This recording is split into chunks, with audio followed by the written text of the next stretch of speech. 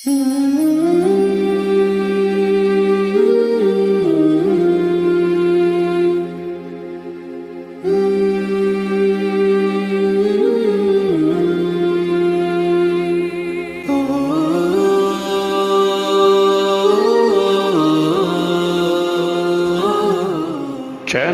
हुसैन सितारे राह इल्म व अमल।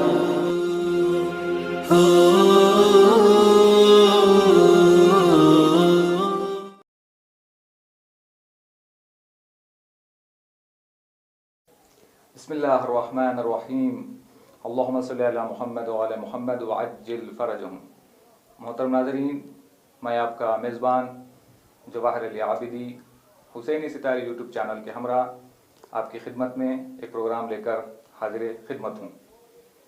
इससे पहले कि हमारे प्रोग्राम का आगाज़ किया जाए, तमाम नाज़रीन की खिदमत में सलाम अर्ज़ करता हूँ, इस उम्मीद के साथ कि हमारे नाज़रीन जहाँ कहीं भी होंगे शाद होंगे, खुश होंगे, आबाद होंगे।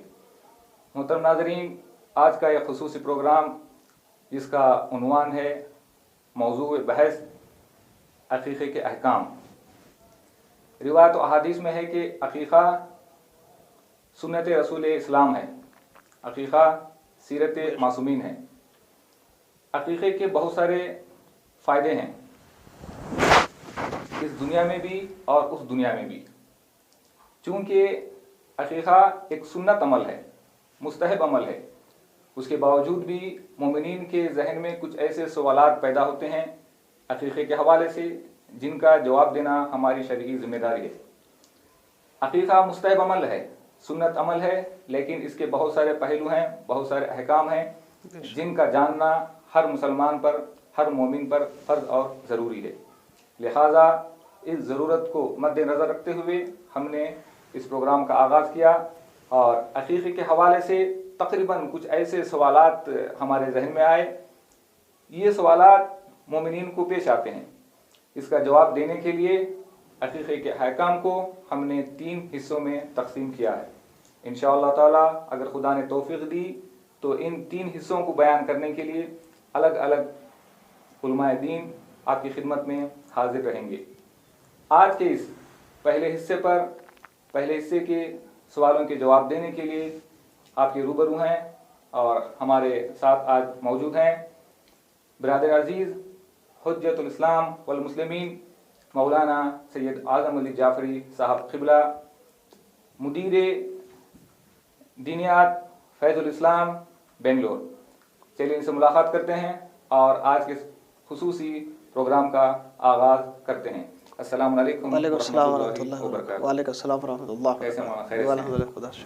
मैं सबसे पहले आपकी खिदमत में इस्तक़बाल करता हूँ, खैर मक़दम अर्ज़ करता हूँ कि आप जो है हमारे इस ख़ुसूसी प्रोग्राम में तशरीफ़ लाए और ज़हमत अपने गवारा की, और इसके साथ साथ आपका मैं शुक्रिया अदा करता हूँ कि आपने जो है यहाँ तक आने की ज़हमत गवारा की, और उम्मीद है कि आज का यह हमारा प्रोग्राम हमारे नाज़रीन को पसंद आएगा। चलिए अभी बहस का हम आगाज़ करते हैं। बिस्मिल्लाहिर्रहमानिर्रहीम। मौलाना, आपको मालूम है कि जो अक़ीक़ा एक मुस्तहब अमल है, जी जी, सुन्नत मौक़दा है, बेशक रसूल इस्लाम की सुन्नत और मासूमीन की सीरत है, तो इसके अंदर बहुत सारे सवालात पैदा होते हैं। तो आज इस पहले हिस्से में कुछ ऐसे सवालात हैं जो आपकी खिदमत में मैं रखना चाह रहा हूँ। बिस्मिल्लाह। पहला सवाल ये है कि अक़ीक़े के मानी क्या बयान हुए हैं, यानी लुग़त अरब में, जी जी, डिक्शनरी में अक़ीक़े के माना क्या ज़िक्र हुए हैं, थोड़ा सा हमारे नाज़रीन के लिए वज़ाहत करें। बिस्मिल्लाहिर्रहमानिर्रहीम। नाज़रीन अस्सलामु अलैकुम वरहमतुल्लाहि वबरकातुहू। मैं मौलाना मौसूफ़ के जवाब देने से पहले ख़ुद क़िबला का शुक्रगुज़ार हूँ कि इस चैनल पर और आज के इस ख़ुसूसी प्रोग्राम में मुझे मदऊ किया, मुझे खिदमत का मौका दिया। खुदावंद मन्नान के बारगाह में दुआ गो हूँ कि परवरदिगार हम सब के तौफ़ीक़ात में इजाफ़ा फरमा कर इस चैनल को रोज़ बरोज़ तरक्की के राह पर गामज़न करें इंशाअल्लाह।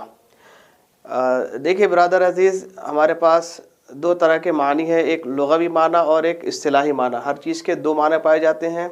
एक तो लुग़वी माना जो लुग़त में और डिक्शनरी में बयान किए जाते हैं, दूसरा उर्फ़ आम में और जो इस्तिलाह में जो इस्तेमाल हुआ करते हैं। تو مورد بحث جو عقیقے کے معنی ہے، عقیقے کے لیے بھی دو معنی تصور کیے جاتے ہیں۔ عقیقے کا پہلا لغوی معنی یہ ہے، لغت عرب میں عقیقہ یعنی ان بالوں کو کہا جاتا ہے جو پیشانی کے یا سر کے سامنے کے جو بال ہوتے ہیں، جو ولادت کے وقت بچوں کے بھی اور عام اس کے بچے ہو، حیوان ہو یا جانور کے بھی اور انسانوں کے بھی، دونوں نومولود بچے کے جو سامنے، جس کو عرف عام میں ہم زینت کے بال کہتے ہیں، تو وہ جمال کے بال کہا جاتا ہے، جنہیں جمال بال جنہیں کہا جاتا ہے، ان بالوں کو اصل میں لغت میں عقیقہ کہتے ہیں۔ اصطلاح میں آتے آتے کہتے اس جانور کو کہ جو معین کیا جاتا ہے، اس مولود کے عوض میں جو قربانی کی جاتی ہے، اس حیوان کو جو ہے عقیقہ کہا جاتا ہے، عقیقہ نام دیا جاتا ہے۔ یا وہ چیز یا وہ رسم کہ جو بچے کی ولادت کے 7 دن بعد جو ہے کی جاتی ہے، اس کو عقیقہ کہتے ہیں۔ احسن۔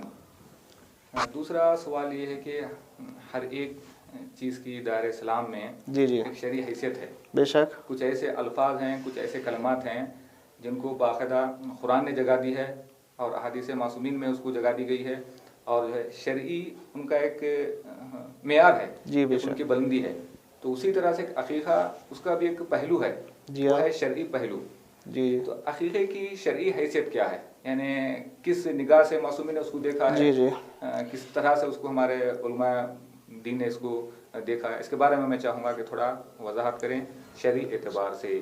عقیقے کی شرعی حیثیت دیکھیے، ہمارے جو احکام ہیں، جو ہمارے پاس شریعت مبین اسلام میں جو احکام پائے جاتے ہیں، اس کے 5 قسمیں ہیں۔ یا واجب کوئی کام یا تو واجب ہے ہمارے لیے، یا حرام ہے، یا مستحب ہے، یا مکروہ ہے، یا مباح۔ ان 5 سے کوئی چیز خارج نہیں ہے۔ رہا مسئلہ عقیقے کی شرعی حیثیت کا، تو یہ عقیقہ اس کی شرعی حیثیت یہ ہے کہ مستحب مؤکدہ، یعنی ایسا مستحب عمل ہے کہ جس کی بہت زیادہ روایات اور احادیث میں تاکید کی گئی ہے اور جس کے بہت زیادہ بھی فوائد بیان کیے گئے ہیں۔ تو عقیقے کی شرعی حیثیت یہ مستحب مؤکدہ، یعنی ایسا مستحب ہے کہ جس کی بہت زیادہ تاکید کی گئی ہے، یعنی اس کو کبھی مس نہیں کرنا چاہیے ہے۔ جی۔ پھر تیسرا سوال یہ ہے کہ جو ہے ہر ایک عمل کا ثواب ہے، جی ہاں، چاہے وہ مستحب ہو چاہے واجب ہو، اور عالم نے ان سارے اعمال میں ثواب کو رکھا ہے۔ تو یہاں پر بھی جب کوئی مومن، کوئی مسلمان عقیقے کے عمل کو انجام دیتا ہے تو اس کا ثواب ہے، لیکن کیا عقیقہ کوئی فائدہ بھی ہے بچے کے لیے، کیا والدین کے لیے، اور کس کے لیے یہ فائدہ جو ہے ثابت ہوگا اگر ہم لوگ عقیقہ اپنے گھر میں انجام دیتے ہیں؟ تو طبی حوالے سے ہو یا بچے کے جو ہے اس دنیاوی اعتبار سے ہو، اخروی اعتبار سے ہو، اس کے کیا کیا فائدے ہیں، تھوڑا سا ہمارے ناظرین کے لیے اس کی وضاحت کریں تاکہ عقیقے کی عظمت بھی مومنین کو واضح ہو جائے۔ جی دیکھیے، انسان کا نیچر اور انسان کی فطرت یہ ہے کہ جو بھی کچھ کام کرتا ہے اس میں کہیں نہ کہیں اس کے دل میں اپنا فائدہ ملحوظ خاطر ہوتا ہی ہے کہ ہم مثلا یہ کام کریں گے تو ہمارا فلاں فائدہ ہو جائے گا۔ تو سب سے زیادہ چیز انسان کو جو عزیز ہے وہ اپنی جان، اپنی صحت اور اپنی سلامتی ہے، اور انسان تمام بلاؤں سے، تمام وباؤں سے اپنے آپ کو محفوظ رکھنا چاہتا ہے اور سلامتی کے ساتھ زندگی گزارنا چاہتا ہے۔ تو عقیقے کا سب سے بڑا، اگرچہ اور زیادہ فوائد مترتب ہوتے ہیں انسان کی حیات پر، لیکن جو کہا گیا ہے کہ سب سے زیادہ فائدہ اور سب سے زیادہ اثر جو اس عمل یعنی عقیقے کا ہے وہ یہ ہے کہ یہ سلامتی اور صحت کا ضامن ہے اس انسان کے لیے یا اس بچے کے لیے کہ جس کی جانب سے یہ عقیقہ کیا جا رہا ہے۔ چنانچہ آپ کو روایت اسلامی میں بہت ساری روایت ہمارے پاس موجود ہیں۔ چنانچہ رسول السلام نے حسنین کی ولادت کے 7ویں دن عقیقے کا اہتمام کیا اور جانور بھی ذبح کیا، سر کے بال بھی ترشوائے، اور سر کے بال جو ترشوائے اسی کے اعتبار سے، اسی کے وزن کے مطابق چاندی بھی صدقہ دی گئی ہے۔ اسی طرح ہر امام کے سیرت میں ہم کو ملے گا کہ اپنے بچے کی ولادت کے بعد 7ویں دن ہر امام نے جو ہے اپنے بچے کا عقیقہ کیا ہے۔ خود بچے کی زندگی پر کیا اثر ظاہر ہوتا ہے؟ یعنی عقیقے کے بعد یا بغیر عقیقے کے اگر کوئی بچے کو ایسے چھوڑ دیا جائے یا عقیقہ بچے کا کیا جائے، میں نے عرض کیا کہ سب سے بڑا فائدہ جو ہے انسان کے لیے وہی ہے اس کی صحت، اس کی سلامتی۔ انسان آپ نے چاہتے ہیں سب سے بڑا صحت اور اس کی سلامتی، جو امن چاہتے ہیں زندہ آرام اور اطمینان کے ساتھ زندگی گزارے، وہ اثر بیٹا کا عرض کیا کہ مترتب جو انسان کے زندگی پر ہوتا ہے وہ تمام بلاؤں سے صدقہ دینے، یہ عقیقہ کرنے کے بعد وہ انسان تمام بلاؤں سے محفوظ رہتا ہے، بچے کو جب تک تمام جی حیات رہتا بالکل ہے، بالکل تمام بلاؤں سے محفوظ رہتا ہے انشاءاللہ۔ احسن، جزاک اللہ۔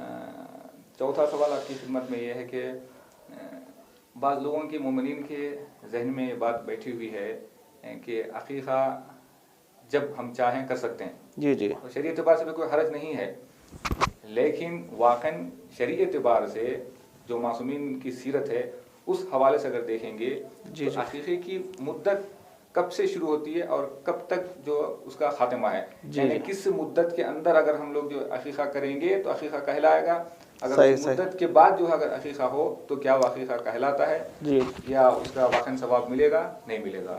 یہ بھی اچھا سوال ہے ہمارے ناظرین کے لیے۔ دیکھیے آپ کی خدمت پیش کریں کہ جو عمل ہمارے پاس مختلف ہے، کچھ کی ٹائم لیمٹ ہے، کچھ کی ٹائم لیمٹ نہیں ہے۔ جب آپ کہ مثلا نماز اس کا ٹائم معین ہے کہ آپ اسی وقت میں شروع کریں اور اس وقت میں ختم کریں، روزہ اس کا ٹائم لیمٹ ہے۔ رہا عقیقے کا مسئلہ، دیکھیے جو واجبات ہے اس کے بارے میں ہم کو ڈسکس نہیں کرنا ہے، کیونکہ یہ عمل خود مستحب ہے، اور مستحب عمل کے لیے میرے خیال سے شریعت نے کوئی ٹائم کی لیمٹ جو ہے معین نہیں کی ہے۔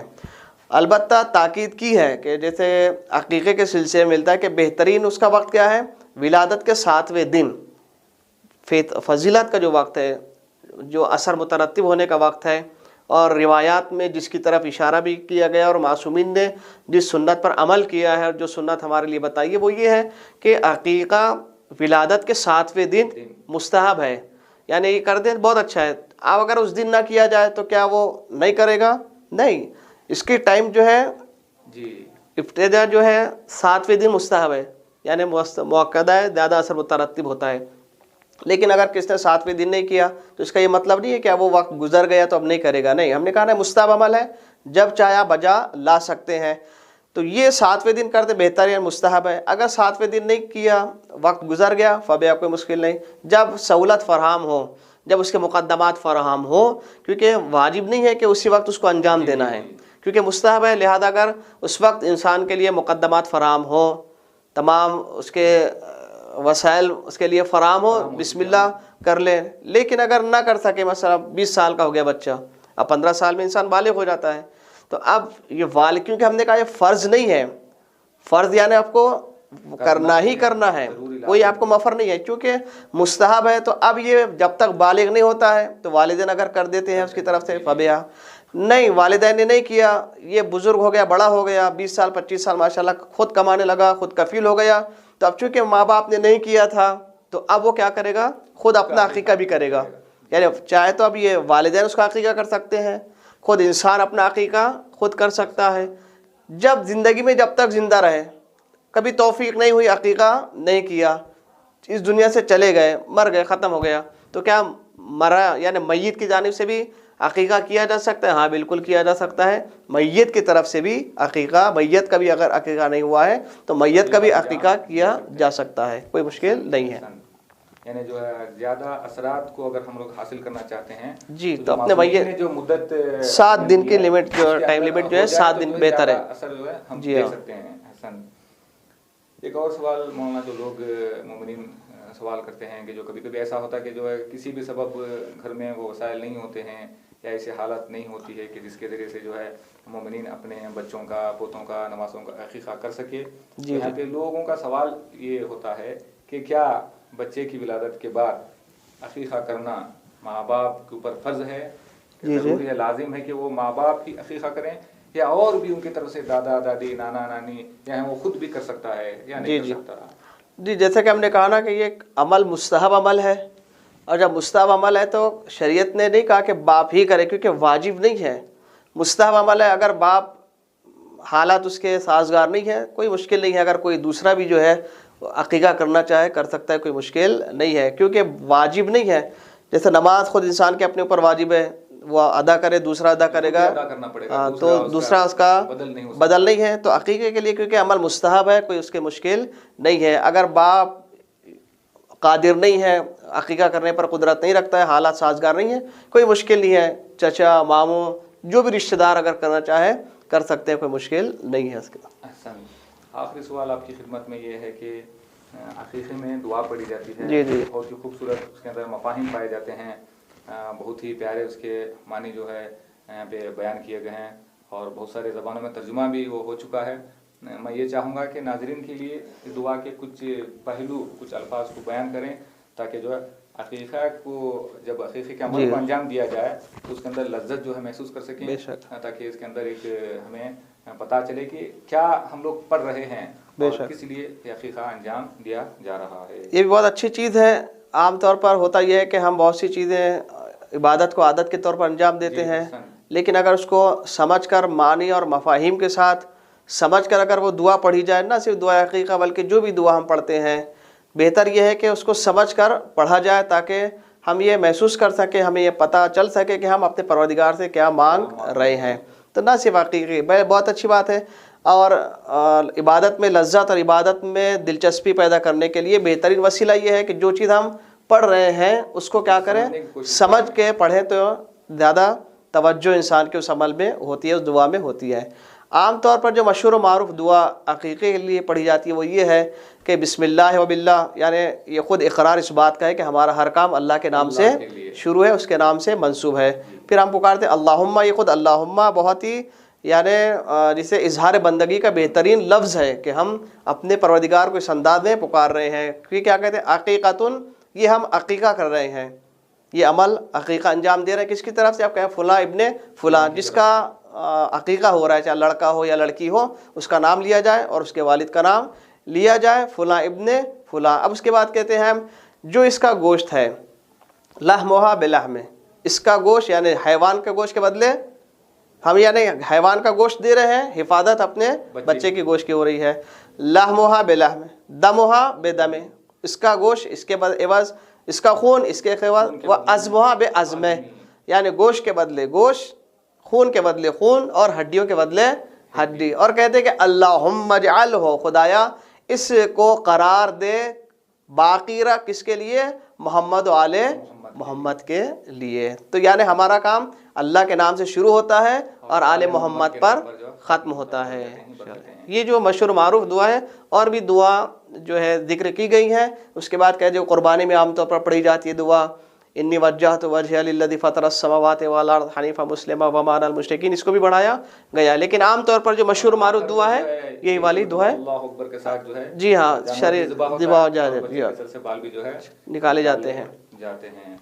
احسنت۔ جس طرح سے ناظرین آپ نے دیکھا کہ کس خوبصورت لب و لہجے میں مولانا نے آج کے پہلے حصے کے سوالات کے جوابات آپ کی خدمت میں پیش کیے ہیں۔ امید ہے انشاءاللہ تعالی ہمارا پروگرام ہمارے ناظرین کو پسند آیا ہوگا۔ چلیے اس کا دوسرا حصہ لے کر پھر آپ کی خدمت میں حاضر ہوتے ہیں۔ اس وقت کے لیے خدا حافظ، فی امان اللہ، والسلام علیکم ورحمۃ اللہ وبرکاتہ۔ وعلیکم السلام ورحمۃ اللہ۔